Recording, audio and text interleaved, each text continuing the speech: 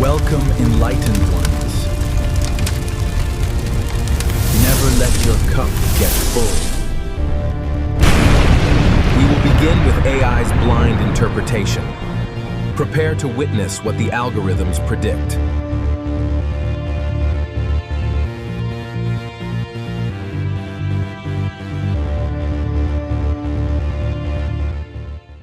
Welcome to this explainer. Today we're diving into a truly fascinating piece of text. We're going to be looking at the lyrics to Tool's live track Jerk Off from their EP Opiate. Now what we have here isn't just a song, it's honestly a remarkably structured, intense case study. Throughout this explainer, we're going to map out a narrator's complete psychological breakdown. We'll trace their journey from a deeply held belief in inherent justice and cosmic fairness all the way down into absolute, unfiltered, violent catharsis and nihilism. It's a dark but deeply intriguing look at exactly how the human mind processes the failure of the social contract. To really understand this descent, we have to start right at the very beginning. This spoken word introduction sets an incredibly specific mood. The narrator says, "Used to be a bunch of assholes that lived in this part of the building here, but we systematically removed them like you would any kind of termite or roach." Notice the tone here?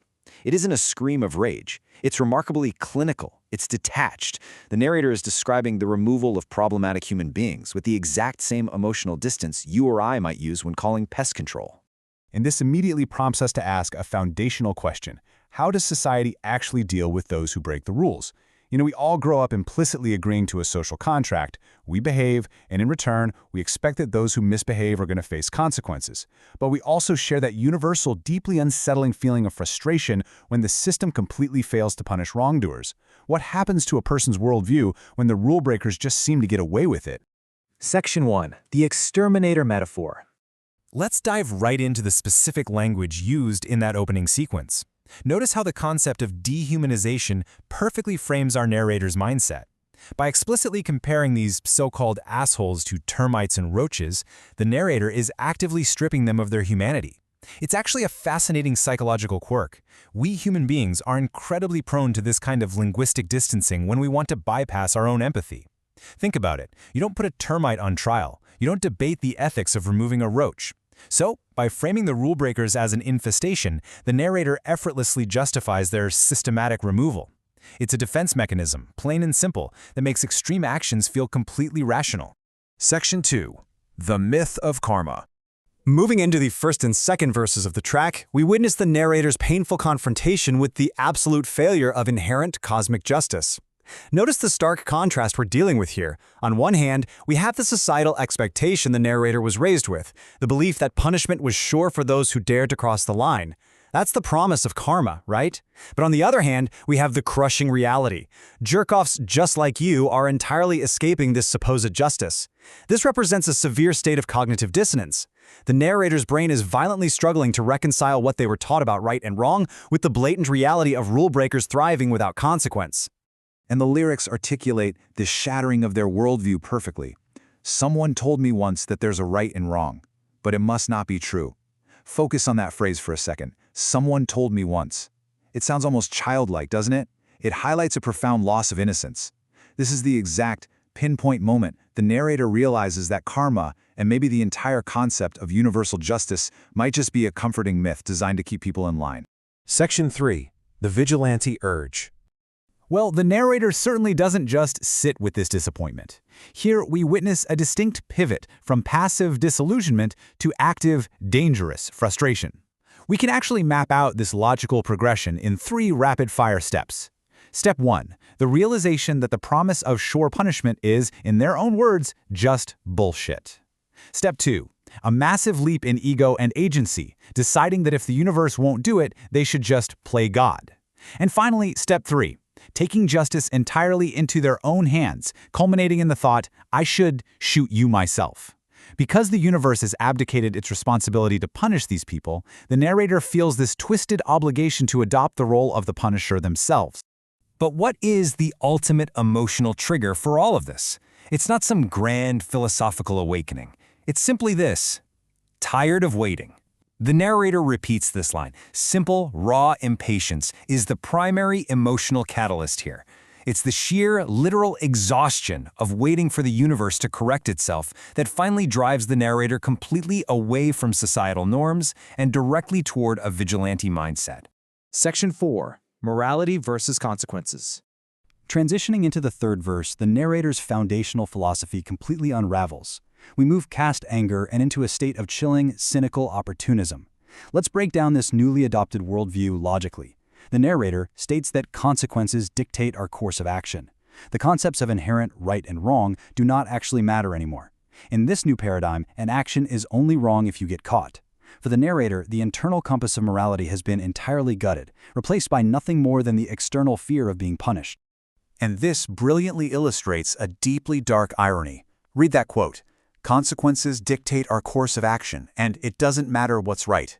By abandoning morality for a purely consequence-driven existence, the narrator has unknowingly adopted the exact same morally bankrupt philosophy as the jerk-offs they initially despised.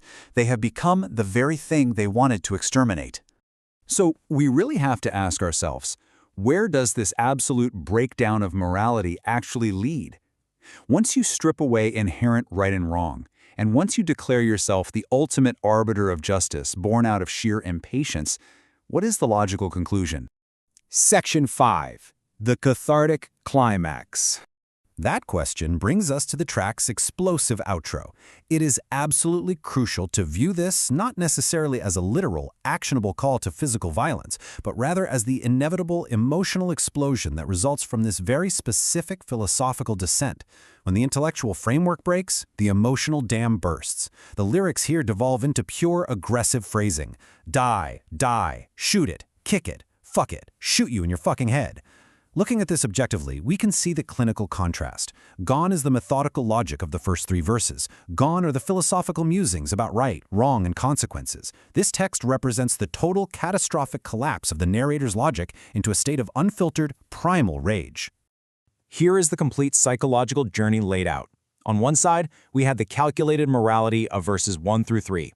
The narrator trying to rationalize the world, trying to figure out why the rules don't work, and logically deducing a completely new set of rules.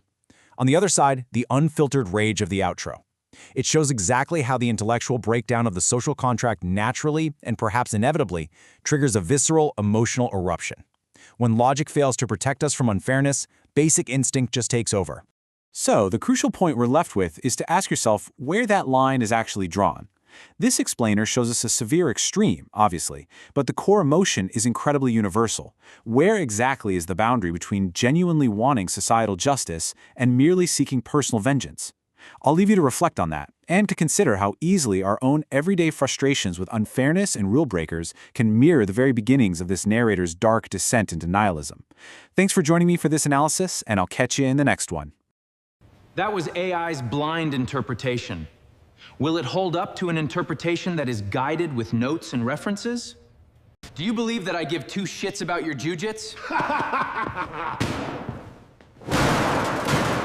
You decide. Welcome to this explainer. Look, if you're into early 90s alternative metal, you are definitely familiar with Tool's Opiate EP. It's got this incredibly raw, almost chaotic energy that completely defines that era. But what often seems like unbridled, spontaneous rage right on the surface is, when you actually look closer, a highly structured and deliberate piece of social commentary. So today, we're dissecting the anatomy of a rant. We're going to break down their live track jerk-off, pull apart its aggressive exterior, and examine the totally fascinating psychological and real-world framework holding it all together. Let's get started. Okay, let's dive right into this. I want you to think about that massive, aggressive hook from the song's spoken intro. The vocalist is standing there in front of a live crowd and calmly delivers this line. Used to be a bunch of assholes that lived in this part of the building here, but we systematically removed them like you would any kind of termite or roach. I really want you to let that sheer hostility sink in for a second. Comparing human beings to termites and roaches and then casually discussing their systematic removal, I mean, it literally sounds like the opening lines of a dystopian manifesto, right? It sets this profoundly confrontational tone right out of the gate. But here's where we're gonna completely flip your expectations. When you hear a rock band talking about systematically removing pests, you immediately assume it's some grand, sweeping metaphor for cleaning up a corrupt society.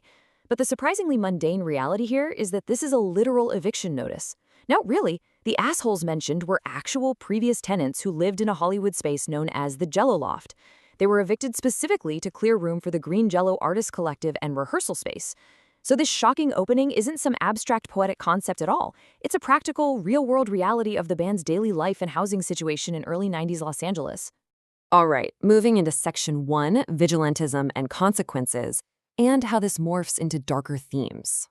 So, transitioning away from that literal, real-world eviction, let's take a look at the lyrics in the second verse to see how this morphs into a much, much darker statement about justice and morality. The narrator says, maybe it's just bullshit. I should play God and shoot you myself, tired of waiting. What we are witnessing here is a complete psychological breakdown of the social contract. You see, the narrator starts the song by mentioning they were once taught that there's a clear right and wrong, and that punishment is absolutely guaranteed for those who dare to cross the line. Karma, justice, whatever you want to call it. But looking around at the unchecked behavior of these so-called jerk-offs, the narrator's belief in universal justice completely shatters. It's that sheer frustration of waiting around for fate to deliver punishment that drives this terrifying shift in perspective. And what emerges directly from all that deep frustration? The vigilante persona. The lyrics are carefully building this incredibly cynical character. Exhausted by waiting for fate or a higher power or even the legal system to step in and handle these societal pests, the narrator decides to take extreme personal action.